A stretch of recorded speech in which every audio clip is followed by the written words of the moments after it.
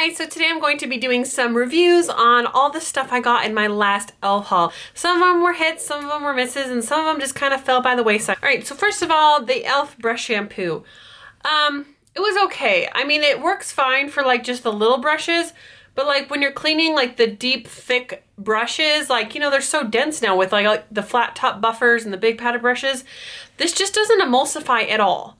I can see how that would be good as far as like being gentle, but it wasn't enough to like go through the brush when I'm trying to wash it and really get into the hairs and clean them. So I felt like there was just pockets of makeup still in there, so then I'm like trying to dump it inside, which is a bad thing because then you're getting water down in there. And I just felt like with my other brush shampoo and with like baby shampoo, I felt like when I whirled it around it kind of bubbled and it kind of worked the product up into the bristles, and I felt like I had to use a lot of this just to get one brush done. Like I was like dumping it and using more and rinsing, and so for me this was probably just okay. I would use it for smaller brushes, but maybe invest into something a little bit nicer for your bigger, denser brushes.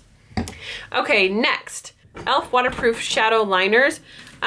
These were just okay for me. This one completely broke and it just wasn't even usable.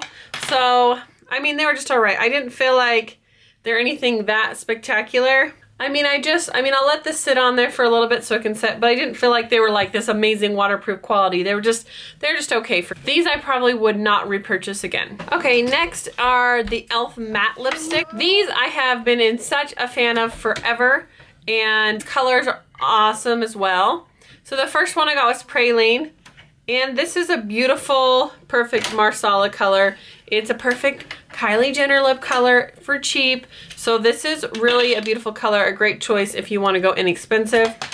The Nearly Nude is also a good one. It's got a touch of peach in it, so it doesn't make you too washed out when you wear it. And I can't remember if I got this coral one in an older one or a newer one, but it is also a really beautiful color. So I don't think you can go wrong with these e.l.f. matte lip colors. Now this one did break as well, but I think because I like the formula of these and they're not too drying, that I'm willing to forgive that this one broke a little bit just because I like the product itself a little bit better. Okay, now to be honest, after I purchased all these e.l.f. lipsticks, I bought a bunch of MAC lipsticks and I was just using those, and I got the Too Faced Melted lipsticks. So these did not get as much love as they should have, but I do think the formula of e.l.f. lipsticks are good, and I do think they are a good investment as far as they're very inexpensive and you can get some nice colors. So this color, especially in Pouty Petal, very pretty, just a light berry color. Great for people that are a little bit color shy when it comes to bright pinks and reds who just want a little something on the lips. This one, Retrans Braid. This one I wore last week 2 or 3 times, and this was kind of like that surprising color that I didn't think I would like, but once I put it on I was like, oh, I actually really like this one. Now Beautiful Berry, I think right after I hauled this they took it off the website because I had someone ask me and I was like, what the crap. So this is a very beautiful dark lip color. I did use this one quite a bit, and I'm sad that they discontinued this, so maybe they brought something else back instead of. Alright, let me give this a little set now. So see, look, I let that sit there for a minute. It's just smudging, so that's why those were a fail. Other than that, so although I didn't care for those, the smudge pots were a total hit, just like I had thought. So my favorite colors ended up being the Cruising Chic is like a perfect dupe for Bad to the Bronze from Maybelline. A lot cheaper, very beautiful, super pigmented. These actually have stayed creamier than my color tattoos and are easier to get out. I'm currently trying to use up my Bad to the Bronze in my Project Pan, and it's really hard because it's getting stiff and dry, and this one's really creamy, so I hope it stays that way. Another really favorite of mine is this Ain't That Sweet.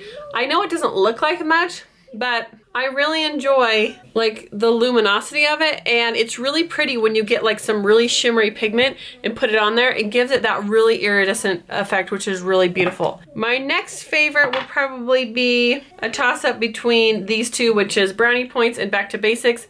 These are just nice coppery bronze colors. This Brownie Points is funny because it looks so gold, and when you put it on it is gold, but actually when you go to blend it out, there's a lot of like a dark brown quality that comes out, and it doesn't go off as orange as you think it would.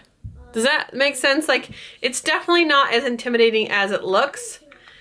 These other colors are beautiful as well. I just don't find myself reaching for them as much. And so I probably would have passed on this one in the Gotta Glow. It's a beautiful color. It's just a nice shimmering gold. I just don't find myself using it as much.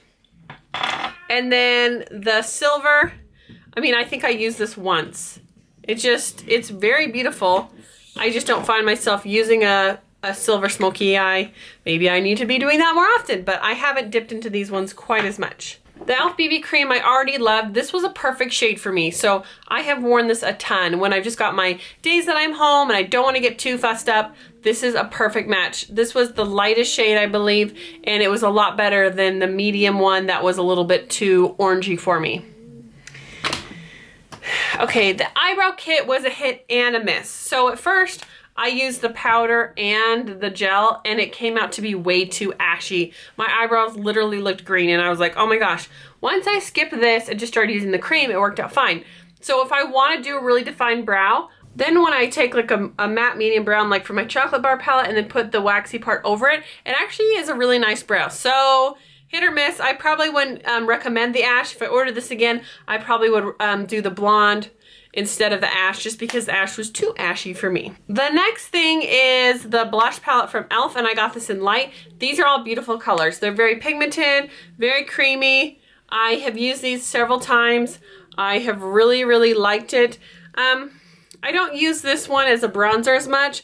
Some people do. It's a little orange for me to use as a bronzer, so I just use it as like a peachy blush, but very silky smooth. Another feature that's nice about these is these pop out. So this would be great for, if you had the other one, you could mix and match pans. Maybe in the future they're going to start making all their blushes in this size of pan, and then you can just snap them in and choose a blush palette of your choice.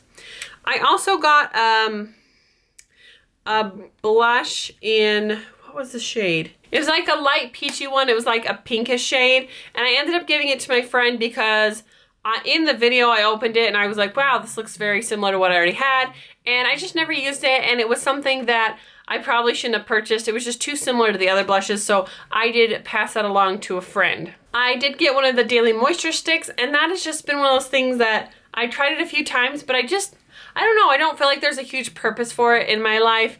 My skin is evened out, it's not crazy dry anymore, and I haven't had a big problem with like the creasing under my eyes, and it's been sitting on my vanity for months, and to only use it twice, it was just kind of like, for me, I just didn't find a purpose. I bought it because Emily Noel 83 just raved about it, and so I think if you have really dry skin and you have the problem with under the eyes, it'd be great, but for me, it just ended up being not a product that I really use on a consistent basis, so I probably wouldn't repurchase. I can't think of anything else I got in that haul. If there's anything specifically that I missed, just leave me a comment down below and I'll happy to share my opinion on it. I mean, obviously, if I'm not using it right now and I don't remember it, then that might be a sign that it was not a great choice for me.